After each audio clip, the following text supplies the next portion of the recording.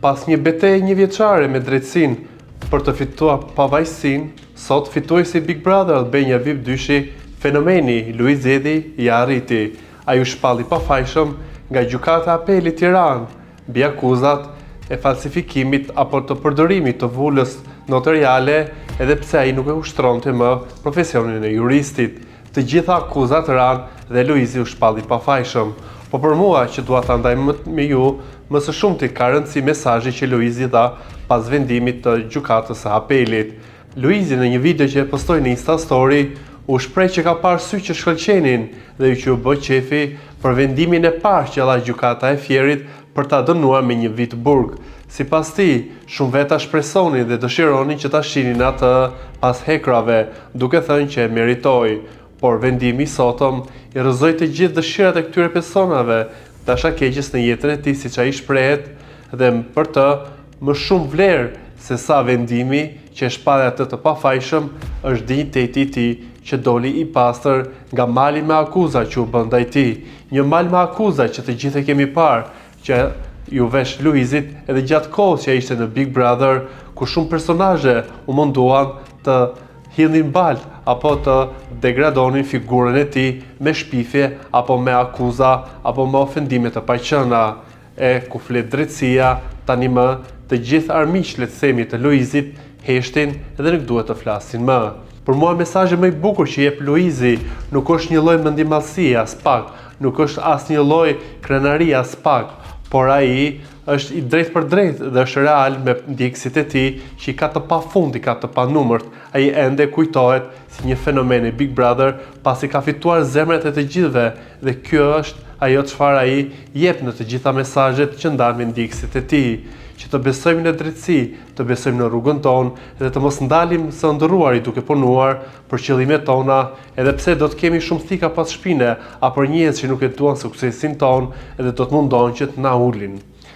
Kaq ishte me Luizin edhe do të kalojmë një tjetër zhvillimi i cili ka bërë bujk në këto 24 orët e fundit. Është Jozi i cili ka uruar Loredanën për ditëlindje. Sigurisht që ata kishin një marrëdhënie të ndërlikuar, por edhe një lidhje që Jozi dhe Loredana e kishin brenda shtëpisë së Big Brotherit, por për shkak të shuplakës që Jozi i dha xhestit,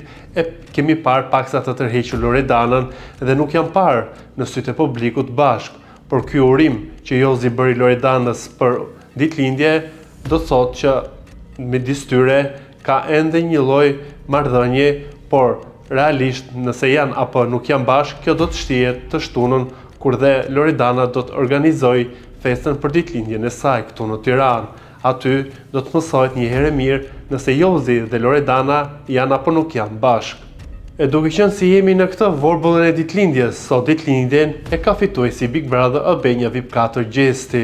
Duke përfituar nga momenti, ju urojmë të bëhet 100 dhe çdo e mirë që je vjen, t'i vi me bollëk dhe ta shijoj të gjithë suksesin që ka arritur për të gjithë lojën e bukur dhe fantastike që ka bërë në të dy Big Brother. Nga ana tjetër, përshikojmë ende një qetësi të Eglit, nuk kemi parë ende një postim urimi në Insta Story për ditëlindjen e Gjestit, edhe pse shumë përflitet që ata janë bashkë, por rrjetet sociale janë një sinjal apo një platformë apo një rrugë më saktë për të treguar raportin midis njerëzve. Le të themi që i pari që uroi Gjestin për ditëlindje ishte Ledioni, edhe pse nuk ndiqej me njëri tjetrin në Instagram, por e uroi Nubin që të shkëlqejë më tej në karrierën e tij. Ndërsa Eglin nuk i kemi parë ende të bëjë një urim publik për Gjestin.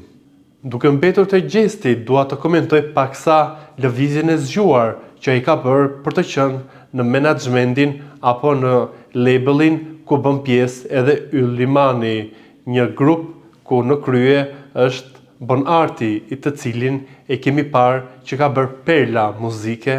për Yll Limanin, e sigurisht nuk do të mungojnë edhe për Gjestin, duke e rritur atë, duke e çuar në një kat tjetër artistik dhe duke e sjell në një nivel që për mua do të jetë në ujërat më të bukur artistik,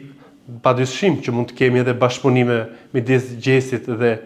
Yll Limanit, por kjo ndoshta në një moment tjetër. Tani më ai do të dalë me projektet e tija, siç është edhe një video që ai e ka dërguar për ndjekësit e tij, duke i thënë atyre që ky projekt i parë që do të publikohet së shpejti do të kalli çdo gjë, do të jetë një projekt bombastik dhe që do të pëlqejet në masë.